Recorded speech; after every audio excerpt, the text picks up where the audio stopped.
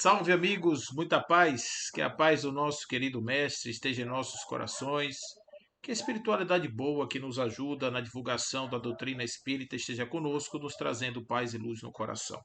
Quero aqui saudar os nossos amigos da Confraternização Espírita Baiana, agradecer pelo convite e a oportunidade de estarmos aqui reunidos mais uma vez, em nome das temáticas da doutrina espírita e, sobretudo, esta que me é particularmente muito cara, que é o amor a Deus, porque fala a respeito da nossa essência espiritual, da nossa essência divina e das suas projeções do amor ao outro, ao próximo e o amor a nós outros, o amor a mim mesmo. Né? O que significa isso? Quando a gente fala sobre esses três amores, normalmente a gente associa a três possibilidades de amar: amar a Deus, em primeiro lugar, amar a mim, né? Porque a pessoa diz assim: quem não se ama não consegue ser amado por ninguém, e depois amar o outro.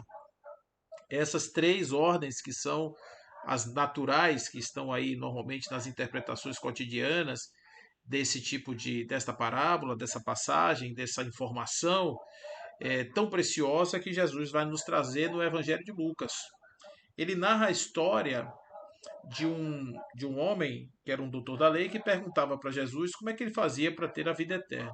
Então é nessa narrativa que a gente vai entender o que a vida eterna tem a ver com o amor de Deus, o amor ao próximo, o amor a mim mesmo. E a gente desconstrói, a partir da análise dessa parábola, desconstrói essa ideia dos três amores. Né? Essa ideia do amar a Deus em primeiro lugar, depois amar, né, a mim, porque eu preciso me valorizar para o outro poder também gostar de mim. Então a gente desconstrói isso justamente nessa passagem, que é a passagem do bom samaritano. Então ela começa quando o homem pergunta a Jesus: o que eu faço para ter a vida eterna? E Jesus então apresenta para ele uma fórmula e diz assim: o que está escrito na lei? Observe que essa fórmula de Jesus, ela não foi aplicada só para esse homem, ela é cotidiana. Jesus normalmente aplicava essa fórmula quando ele queria que a própria pessoa apresentasse a solução para o problema que ela trazia. Então isso era uma maneira, uma pedagogia muito importante que Jesus aplicava com os seus. Ele trazia essa ideia de que nós podemos, de certa forma, nós podemos entender que temos as respostas muitas vezes às nossas indagações. Às vezes a gente mesmo fala as coisas e a gente já sabe a resposta, a gente às vezes quer ouvir de outra pessoa, né?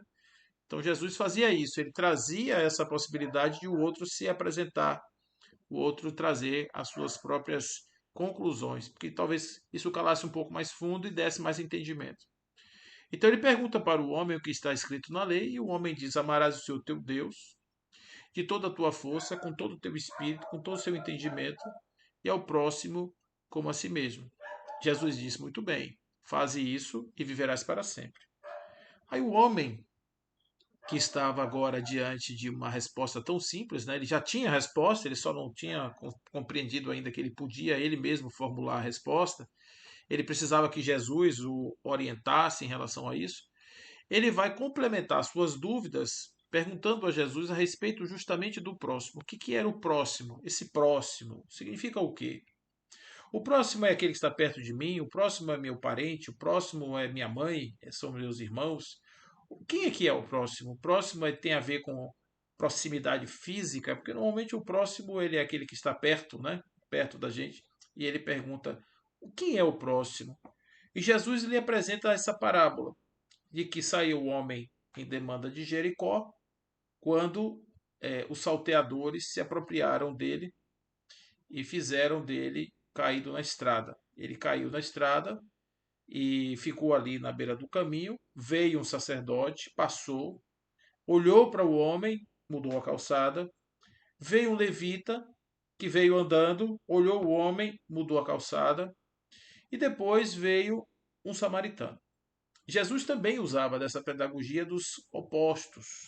Havia ali uma disputa na época entre os samaritanos e os judeus sobre qual seria o verdadeiro lugar de adoração. Os samaritanos tinham construído um templo especificamente para eles, os judeus fizeram o seu próprio templo, conforme é bem conhecido de todos nós, e essa disputa fez com que os judeus odiassem os samaritanos e houvesse também uma certa reciprocidade dos samaritanos em relação aos judeus. Os judeus odiavam tanto os samaritanos que chamavam eles de cachorrinhos. Eles eram os cachorrinhos. Eram aqueles que não eram letrados, eles não eram bons, eles não eram eleitos de Deus. Eles eram pessoas proscritas, que não se merecia ou não se dava a eles nenhum tipo de importância, não deveria se dar nenhum tipo de importância para eles. Então, por conta disso, havia essa distância. Mas Jesus traz a figura do samaritano justamente para quebrar isso, para dizer, olha, vocês estão dizendo que os samaritanos não prestam, mas eu vou mostrar para vocês aqui um caso de um samaritano que ele realmente é fora da curva. Um samaritano que muda, deveria mudar a visão de vocês sobre os seus irmãos. Né? O evangelho de Jesus ele se amplia para o Oriente e para o Ocidente, principalmente através de Paulo, mas para que isso ocorra é preciso desconstruir essa ideia de fronteiras, essa ideia de limites, né, entre os povos por conta das suas preferências religiosas. Jesus não estava fundando religião necessariamente, ele não fez isso, mas ele trazia justamente essa ideia de comunhão. Né? E ele apresenta o samaritano para quebrar aquele conceito arraigado nos judeus de que os samaritanos não prestavam. E o samaritano se apresenta ali. O que o samaritano faz? O samaritano ele simplesmente vê o homem, ele se abaixa, pega o azeite, cuida das feridas do homem, dá ali um primeiro socorro, coloca o homem na montaria, leva até a estalagem, paga a hospedagem daquele homem e diz assim para o dono da estalagem: olha, cuida dele, que eu vou cuidar dos meus afazeres e quando voltar eu pagarei o restante, aquilo que falta para completar as despesas. Quem era aquele, né? Ninguém sabe, né? Então você observa que Jesus vai perguntar justamente a o homem agora diante dessa história, quem era o próximo? Quem era aquele? Quem era o próximo àquele? Muitas coisas que a gente podia deduzir aí a respeito da história contada por Jesus. E o homem deduz da seguinte forma: o próximo foi aquele por quem o homem teve a misericórdia. Então, observe que quando Jesus provocou o doutor da lei, o homem, para fazer essas conjecturas, Jesus estava dizendo a ele que o próximo não é alguém que está perto, é alguém que é percebido.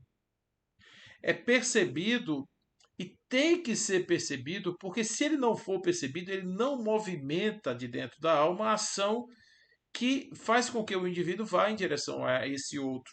Né? Então, existem pessoas que estão do nosso lado, que são pessoas que convivem com a nossa presença física, mas essas pessoas são invisíveis do ponto de vista da percepção. A gente não toca essas pessoas de alguma forma com o nosso olhar, com a nossa percepção amorosa, sentimental. A gente não faz isso. Por que a gente não faz? Porque simplesmente a gente não enxerga a dor dessa pessoa, não enxerga a alma dessa pessoa e por isso a gente tem a dificuldade de entender que essa pessoa seja nosso próximo. Então o convite de Jesus é um convite para, primeiro, percepção do outro. Não existe nenhuma possibilidade de você considerar a caridade, você se considerar como alguém que tem a capacidade de amar alguém se você não percebe essa pessoa. George Berkeley, que era um filósofo imaterialista, vamos dizer assim, ele dizia que a realidade só existia enquanto se percebia, ou seja, você só tinha um mundo que era percebido pelos sentidos. O mundo fora dos sentidos ele não existia, a realidade não existia, você não existia, o outro não existia. Então, de certa maneira, o que George Berkeley está dizendo é que, a grosso modo, né, claro, é que você precisa estar no mundo, perceber o mundo para que ele seja real para você. Né? Então, isso é um pensamento filosófico. Isso se aplica aqui nesse caso porque o outro passa a existir para você quando você o reconhece, né? Quando você percebe esse outro e tem por ele algum tipo de sentimento. Você vai até ele, encontra essa pessoa e faz então o trabalho que precisa ser feito de aproximação. Então, esse samaritano que está trazendo essa possibilidade do entendimento do próximo, ele reconhece o homem caído na estrada. Observe que essa passagem ela tem algumas características importantes. Por exemplo, você não sabe o nome do homem que foi assaltado. Ninguém sabe. Ninguém sabe a profissão desse homem. Ninguém sabe. Ninguém sabe a religião dele. Ninguém sabe. A etnia dele. Ninguém sabe. Ninguém sabe se ele tiver algum tipo de comportamento inadequado algumas horas antes. Ninguém sabe.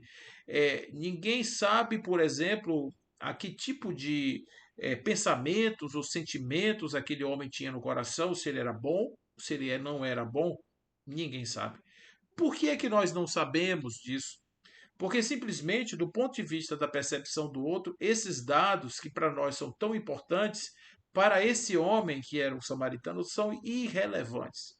Ou seja, a percepção do outro do ponto de vista amoroso, ela exclui completamente a possibilidade de qualificações outras, que são essas que separam as pessoas.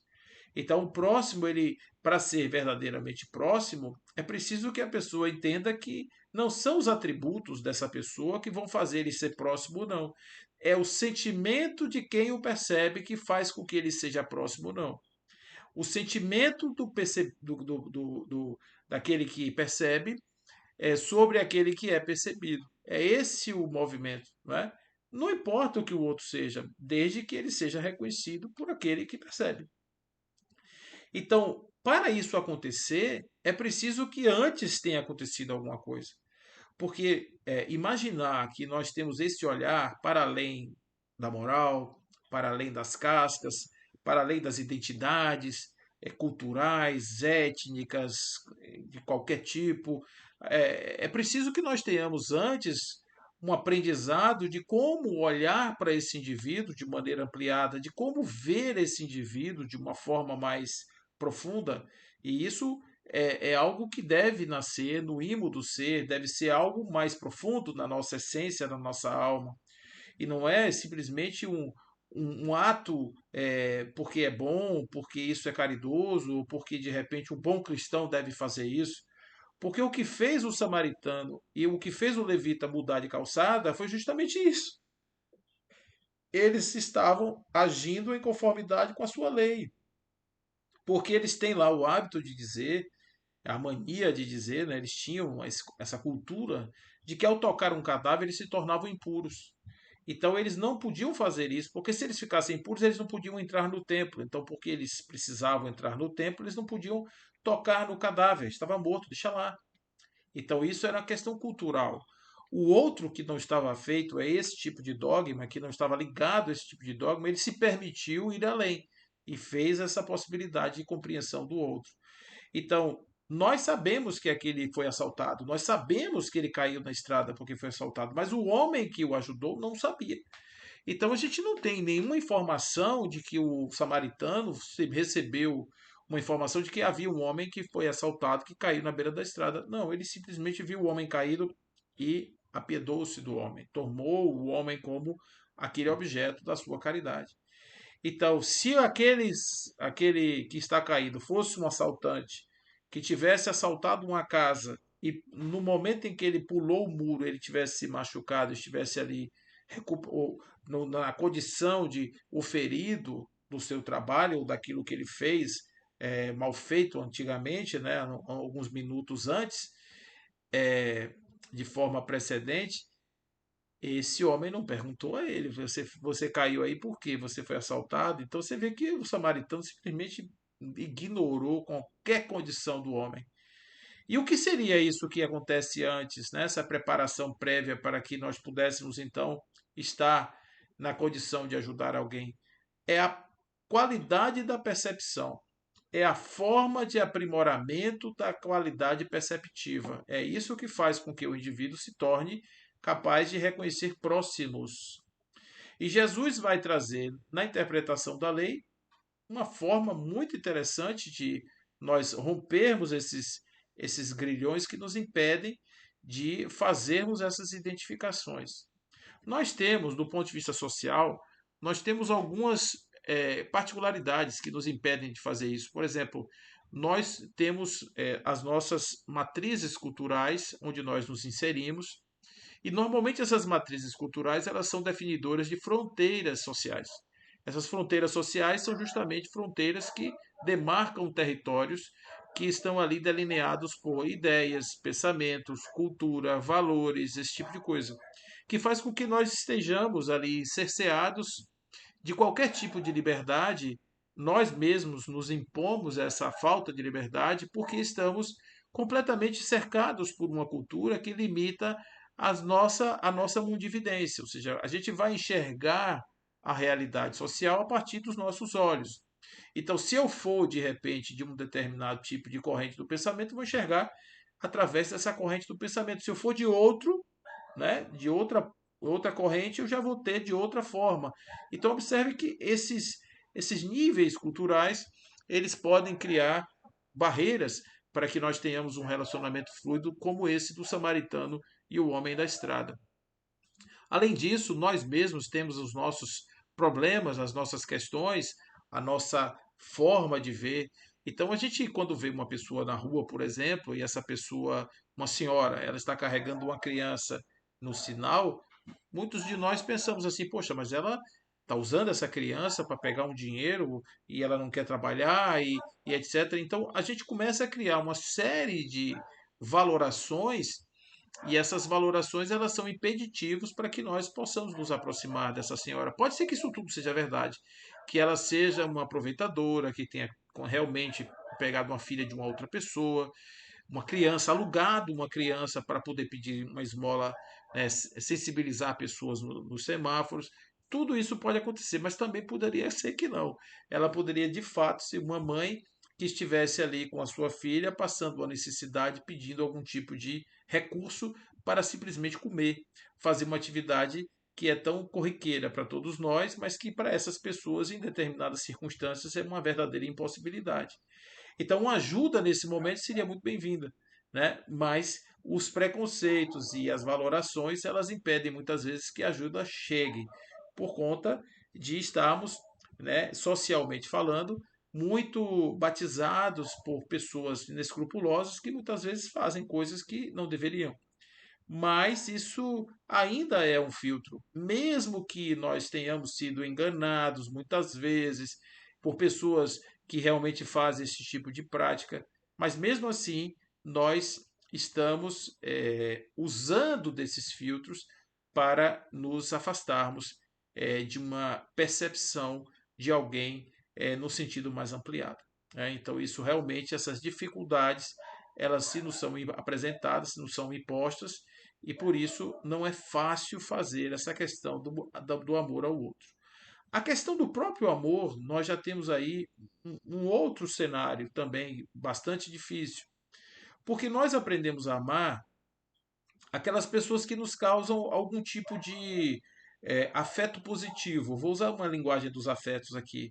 Né? Afeto positivo, ou seja, a pessoa me causa algum tipo de bem-estar, tal, que essa alimentação da condição de bem-estar me dá uma fluidez nos meus sentimentos em relação àquela pessoa. Ou seja, eu vou desenvolver uma amorosidade em relação a essa pessoa, muito embora, muito por conta justamente dessas sensações que essa pessoa me provoca. Ou seja, ela me traz um estímulo, ela me afeta positivamente.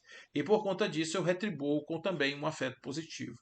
Então, é nessa troca simbólica de afetos positivos que você vê muitas vezes esses conúbios amorosos. A própria natureza é indutora disso, porque a natureza nos dá mecanismos fisiológicos de amor. Então, nós somos induzidos mentalmente, psiquicamente e também fisicamente, fisiologicamente, a estarmos sentindo um grau de proximidade maior em relação a uma pessoa do que a outra, porque aquele afeto que aquela pessoa me provoca me estimula a produzir substâncias que são direcionadas a ela, uma sensação de bem-estar, de conforto, de aconchego, que a gente chama de paixão, que a gente chama de desejo, que a gente tem a intenção de realmente formar um par com essa pessoa por conta dessas percepções sensoriais que o espírito Lázaro vai dizer que seria um segundo grau na escala amorosa. No primeiro grau seriam os instintos, depois as sensações. Estamos nas sensações. Evoluindo para um grau de sentimento ainda primário, porque chamamos de amor a essa atratividade física, fisiológica que muitas vezes sentimos uns pelos outros. Então, esse grau amoroso, que nós chamamos isso de amor, isso não é usual aplicarmos isso socialmente. Então, a gente deveria chamar de outros nomes. E aí a gente até tem um grau. A gente chama de simpatia, por exemplo, essa pessoa, eu tenho uma simpatia por essa pessoa, eu adoro, né? E a gente chama, é uma outra gradação. Eu gosto muito, já é uma outra gradação. Eu gosto, é uma outra gradação, né? Então a gente tem desde o simpatizo até o gosto, vai caminhando até chegar numa condição que a gente chama de amor, mas esse amor ainda fisiológico, empático, é, de, de, de, de afetos positivos. Então isso é o que a gente usualmente trabalha nesta condição evolutiva. Então como é que nós vamos sentir amor por uma pessoa que a gente não sabe quem é? Você vai passando na rua e tem uma pessoa ali caída. Como é que você vai a essa pessoa? É pelo sentimento de amor? Esse amor não é. Esse amor não, porque essa pessoa não te afetou positivamente, você não construiu um laço, um vínculo psíquico com essa pessoa naquele momento, nada disso aconteceu. É preciso haver um outro grau, porque nós estamos falando de amor. Amar ao próximo. Então, amar nesse sentido tem que ser um outro tipo, uma outra qualidade amorosa, porque essa qualidade amorosa tradicional ela não se aplica para esse tipo de coisa. Então, é preciso, observe que nessa preparação para o amar ao próximo, é preciso a própria requalificação do conceito de amor, porque esse amor aí não vai funcionar. Eu não, se depender dele, a gente não consegue chegar lá, né? E a gente vai precisar chegar através de algum outro motivador. Na questão da caridade, né, os espíritos nos dizem que nós temos três movimentos da alma no sentido da ida em direção a uma pessoa, para além desse sentimento, nós estamos falando aí da própria caridade como amor em ação, a caridade como sentido da vontade de fazer. E ela começa essa vontade justamente no primeiro viés da tríade da caridade, que é a benevolência. Então, a benevolência é a vontade de ir na direção do outro. A benevolência não é fazer, é ir à direção, é a vontade, é o que eu sinto como compulsão para estar diante do outro.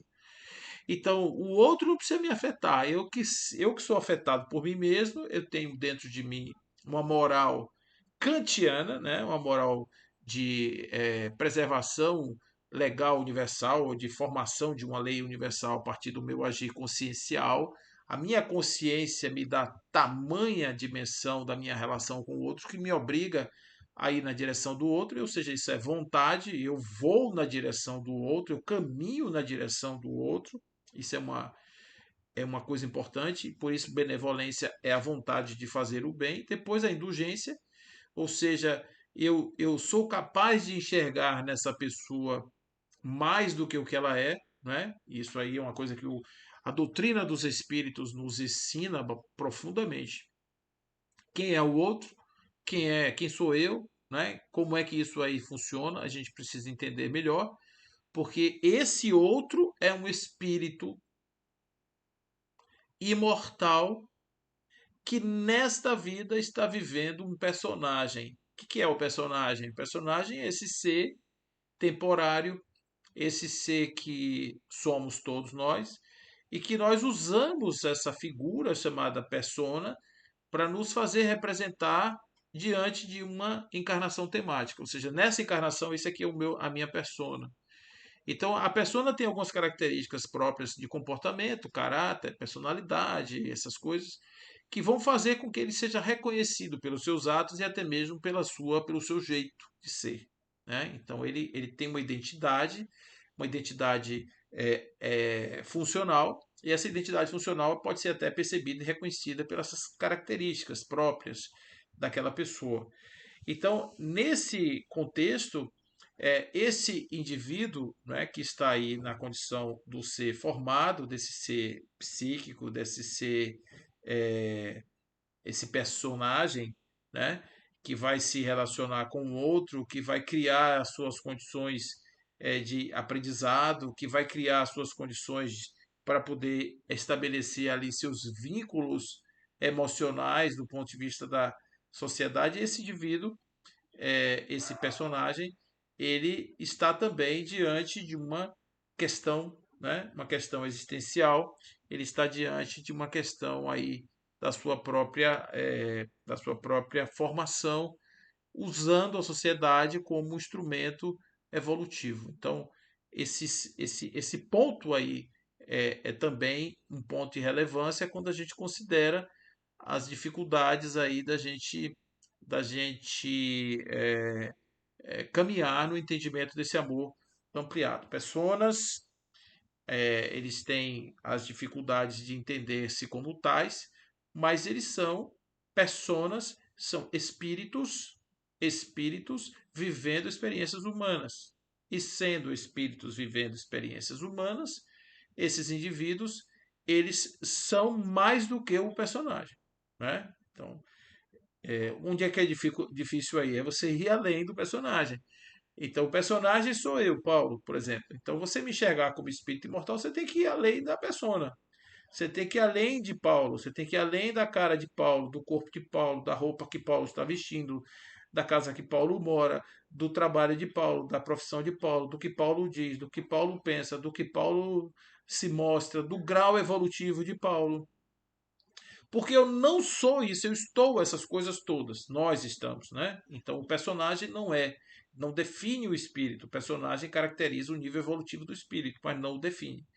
Quem o define é a essência constituinte desse espírito, que é a essência pura e perfeita divina, que faz com que esse indivíduo seja potencialmente levado à condição de um espírito elevado, de um espírito puro, de um espírito com propriedades e capacidades muito maiores do que aquelas que são expressas pelo personagem.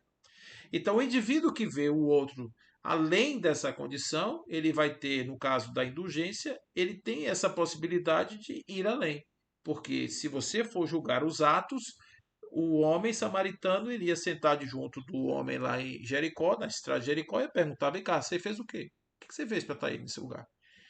A indulgência diz assim: eu olho o homem caído na estrada, eu digo, não vou me preocupar com isso agora, porque isso não é relevante. O relevante é que a vida pulsa nele e eu vou me preocupar com essa vida. Eu vou trazer ele para cá e vou cuidar da sua vida para que ele se refaça, para que ele se levante, para que ele continue a sua vida, etc.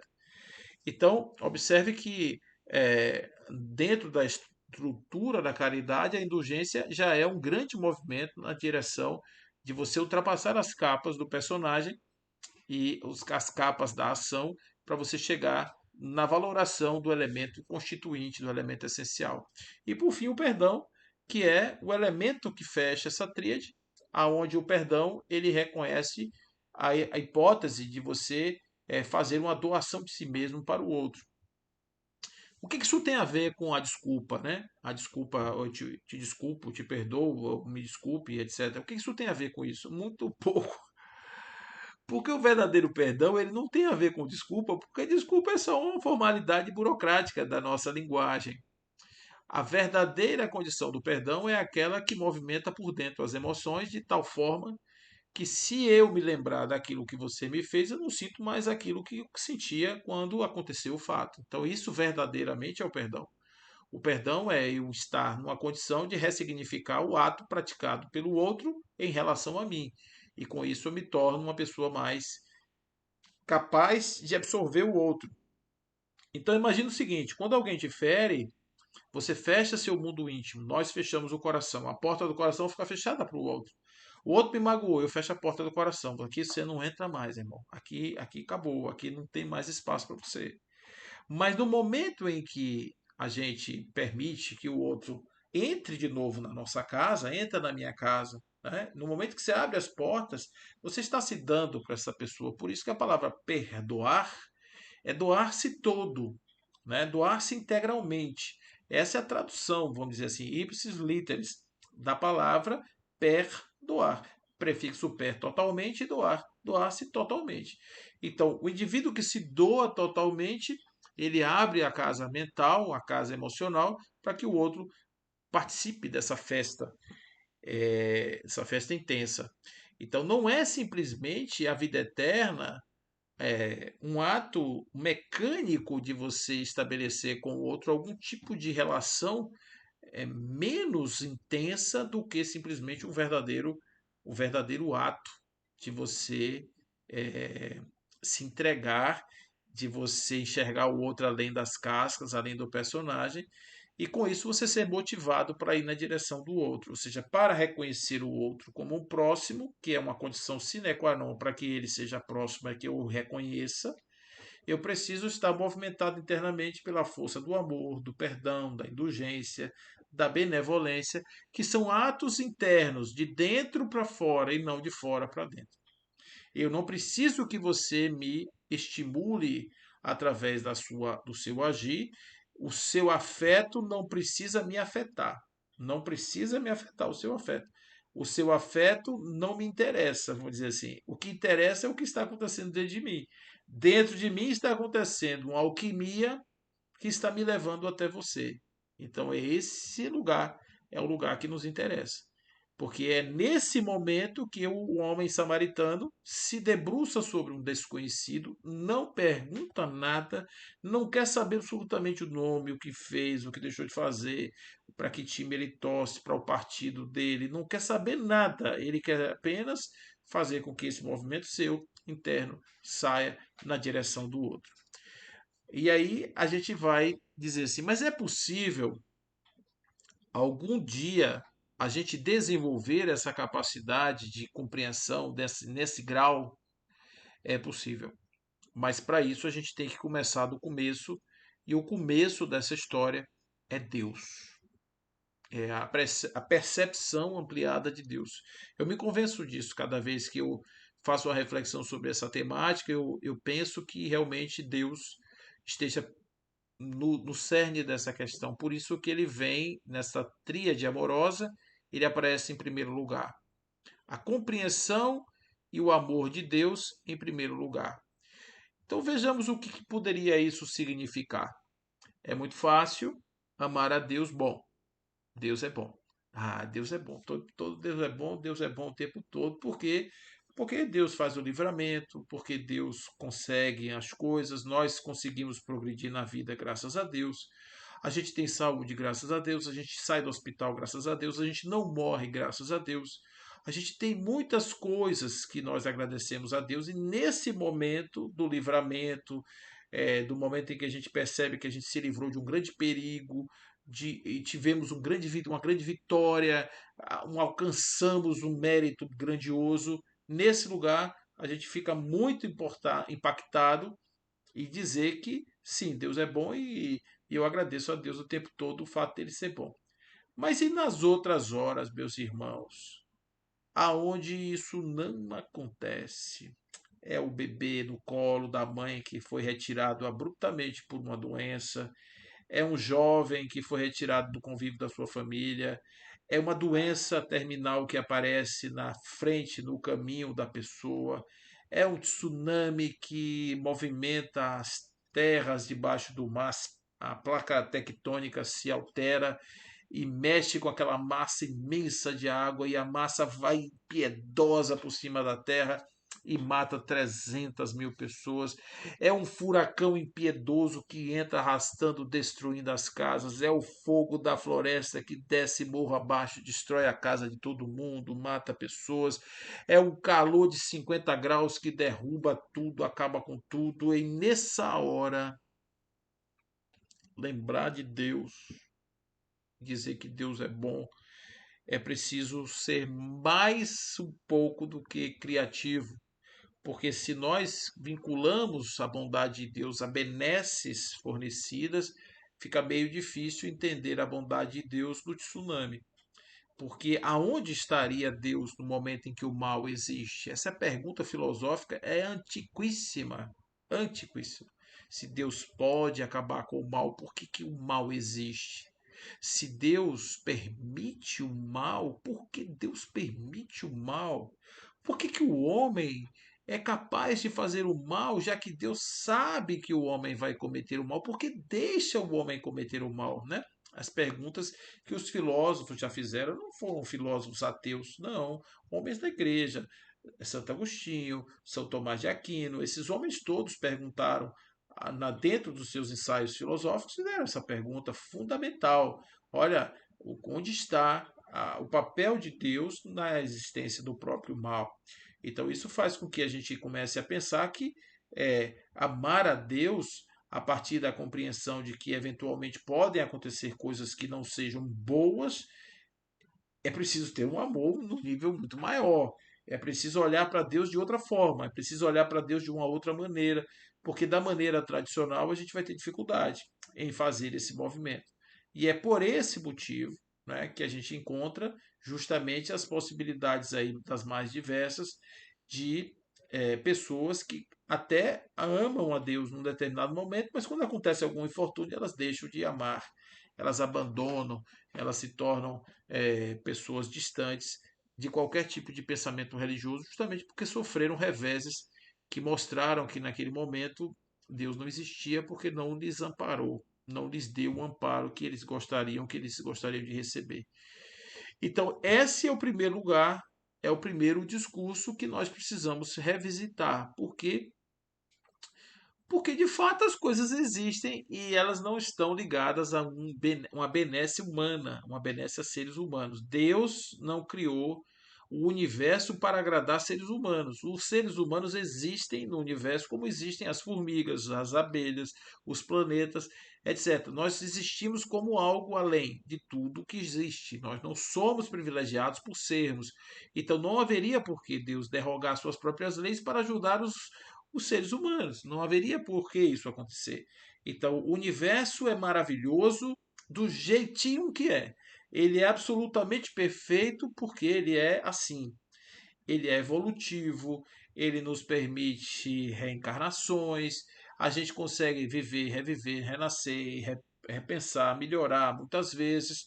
E é justamente nessa renovação, nesses ciclos que se continuam, que estão em contínuo movimento, que nós vamos ter a oportunidade de deixar de passar pelos perrengues que a gente passa na medida em que a gente evolui. Então, a evolução é o grande presente que denota de fato a bondade de Deus, não para homens, mas para toda a natureza, porque tudo evolui, tudo absolutamente evolui. Então, a evolução é uma prova, né, daquilo que nós poderíamos dizer que é um sentimento positivo de Deus, porque a evolução ela caminha para a harmonia. A harmonia é amor, a harmonia é paz, a harmonia é a cessação do sofrimento absoluto, que é justamente a resistência que o indivíduo tem ao seu próprio desenvolvimento. Isso é sofrimento, porque quando a gente resiste, essa força propulsora ela está nos empurrando para frente, os nossos atavismos estão nos empurrando para trás, e esse choque entre os atavismos e a nossa inexorável força para Deus faz com que nós soframos as consequências dos distúrbios causados por essa briga entre o necessitar evoluir e o não querer, do querer ficar preso aos atavismos culturais, etc., aquilo que eu me referi lá atrás.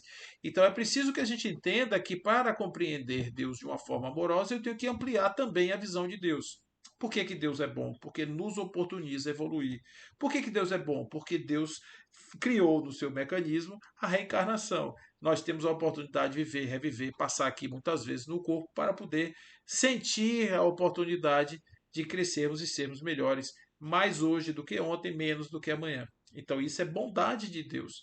E compreender Deus em tudo, compreender Deus no oxigênio, na água, no mar, em todas as coisas, inclusive até mesmo graças a essas movimentações das placas tectônicas, é que temos um planeta lindo e harmônico como nós temos hoje. Porque se o planeta Terra não tivesse passado por essas transformações que até hoje ele passa, nós não teríamos saído daquela massa ígnea, aquela massa de fogo, para nos transformarmos talvez num dos mais, se não o mais lindo dos planetas de todo o universo.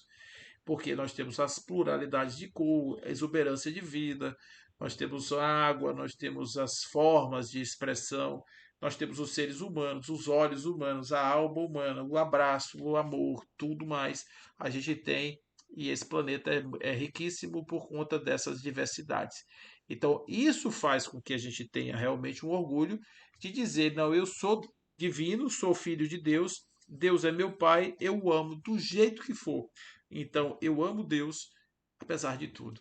Eu amo Deus porque eu reconheço em Deus a perfectitude que habita em potência dentro de mim. E eu amo a Deus porque eu amo o perfeito, eu amo o harmônico. O próprio dizer que ama o amor seria uma incoerência, porque o próprio amor, em sua expressão, ele já ama a si mesmo, sem nenhum egoísmo, mas como ele já é a própria expressão do amor, não teria como o amor não amar-se. Não teria como o amor não amar-se. Então, se eu sou potencialmente amoroso, a minha necessidade de vida eterna está na compreensão, na percepção de Deus em mim como um ente amoroso. Tornar-me amoroso a Deus significa evoluir para ser amoroso na minha potência amorosa divina que há em mim.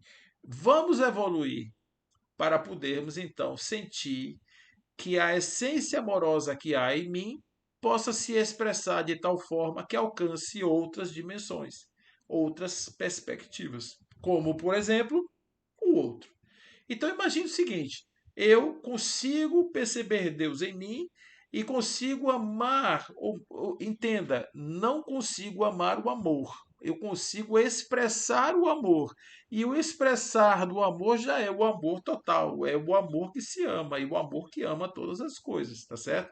Então, amar a Deus é quase que uma impossibilidade, porque eu só posso amar a Deus quando eu conquistar a possibilidade de um amor que se ama, o amor que tem a faculdade de amar-se por ser amor, né? É o amor puro, é o amor incondicional, é o amor verdadeiro. Então isso é algo que não é um dogma, nem muito menos um procedimento a ser repetido de forma automática sem que haja as preparações, conforme já disse. Nós precisamos melhorar a nossa percepção de preparação desse amor para alcançar esse patamar. Então Deus está em mim, eu estou em Deus e eu preciso conquistar essa possibilidade de ser o amor que ama qualquer coisa por natureza. Então, quem ama por natureza não precisa de afetos positivos. Quem ama por natureza não precisa de estímulos. Quem ama por natureza ama porque a sua natureza é amar. Simplesmente amar. Então, quando eu olho para o outro, o que eu vejo no outro? Deus. E aí eu não tenho dificuldade nenhuma de amar aquele que eu já amo, que eu já conquistei, né? Porque essa conquista de Deus me permitiu ser o amor que ama por natureza e ama o outro. E quando eu olho para mim, é a mesma coisa, eu estou olhando para quem? Para essa mesma essência. Então, ama-se porque o amor é amor. Amor não é uma condição. O amor não é um se, o amor não é um talvez, o amor não é um veja bem. Não, o amor é uma essência que se entrega, que harmoniza, que acolhe, que cuida e que faz e que vai e que amor é isso, né? Amor é isso, sabe? Isso é aquele negócio, me lembrei agora de uma propaganda assim, naquele momento que faltam as palavras. Porque você diz assim, é para falar de amor, aí faltam as palavras, porque é tanta coisa que se a gente ficar falando aqui 2 horas, 10 horas sobre amor, é isso aí, amor é isso, amor é a essência totalitária da percepção de Deus. Quando eu digo totalitária, é no sentido da amplitude, da amplidão, da amplitude. Ou seja, eu amo Deus na minha totalidade, eu amo Deus na minha integralidade. Eu consigo alcançar as dimensões ampliadas do mim mesmo e a partir daí eu desenvolvo a minha possibilidade de Deus. Então, amar a Deus e amar ao próximo como a si mesmo é um processo evolutivo. E eu começo por Deus. Eu começo por Deus. Porque eu não posso começar por mim, porque eu vou amar um personagem, e nem pelo outro, porque eu vou amar um outro personagem. Eu tenho que começar pela fonte. A fonte primaz desse amor é aquele lugar onde eu vou realmente encontrar a pepita de ouro. Então Jesus, olha só o que ele faz com esse homem. Ele diz: o que está escrito na lei, meu irmão? Amar a Deus com toda a minha força, com todo o meu entendimento e ao próximo como a mim mesmo. Faze muito bem. Faze isso e viverás. Ou seja, consiga fazer isso que você terá a vida eterna. A vida eterna não vai chegar no sentido que está sendo dito ali, que está sendo percebido, como a possibilidade do personagem viver para sempre, isso não vai acontecer, mas a possibilidade do espírito perceber-se como um ente eterno e que não precisa nem encarnação mais, porque ele já conseguiu fazer esse périplo aí na carne, já conseguiu se libertar. Então é esse lugar que Jesus está dizendo. Não está dizendo que é cedo, que é rápido, que é fácil, ao contrário. É extremamente complexo você fazer esse movimento porque você precisa de um trabalho inicial de percepção da fonte primária da vida em si mesmo. Né? Então, conhecer-se a si mesmo, trabalhar o seu auto-amor, a sua autoestima, trabalhar essas percepções interiores, tudo isso faz com que a gente tenha essa possibilidade amorosa construída em nós. Então, feitos por amor e feitos para amar. Isso aí é a definição que Leon Denis faz sobre nós tão pequenos que podemos ser encerrados numa forma frágil, como essa do corpo, e tão grandes que com o lapso do pensamento, com o pulso do pensamento, nós podemos abraçar o infinito. Né? Então a gente tem esse daí. Temos uma frase também, um texto que está no Evangelho segundo o Espiritismo, que o Espírito de verdade diz assim: beber na fonte viva do amor e se prepare, cativo da vida, para se lançar no seio daquele que criou a ti de forma muito frágil e que quer que você construa a partir dessa sua própria da sua própria lavra, do seu próprio trabalho, que você construa a sua imortalidade, sendo artífice dela, né? Então, beber na fonte viva do amor e preparai-vos cativos da vida para vos lançar do seio daquele que vos criou frágeis, para vos torneis, ou para que vos torneis fortes e que quer modeleis a vossa maleável argila a fim de seres artífices da vossa própria imortalidade. Isso é o que está lá no Evangelho segundo o Espiritismo, pedindo que nós tenhamos a compreensão, que nós nos preparemos cativos da vida para nos lançar no colo de Deus e a partir daí tudo pode, porque é nesse lugar, quando a gente se joga no colo de Deus, é que a gente conquista de fato a nossa imortalidade. O reino dos céus é um lugar que tem um tesouro enterrado. Esse tesouro enterrado somos nós mesmos. É a essência do eu que está enterrado aqui. No momento que a gente descobre essa essência, a gente vai, nada mais é importante, se livra de tudo que a gente tem para possuir essa grande essência que está em nós. O reino dos céus é como um homem que descobre um tesouro no seu quintal, vende tudo para possuí-lo. O reino dos céus é como um viajor que descobre Deus em si mesmo, vai, se liberta de todas as suas ignorâncias e as suas amarras para possuir essa sensação de ter Deus e ser Deus em expressão, e a partir daí amar a fonte da vida e todas as suas criações. Que a paz do nosso Cristo esteja em vosso coração, que a essência divina brilhe cada dia mais em sua consciência, que possamos estar em paz, em nome de Deus. E que assim seja, meus irmãos. Que assim seja, sempre uma gratidão muito grande estar mais uma vez aqui com vocês. Um abraço.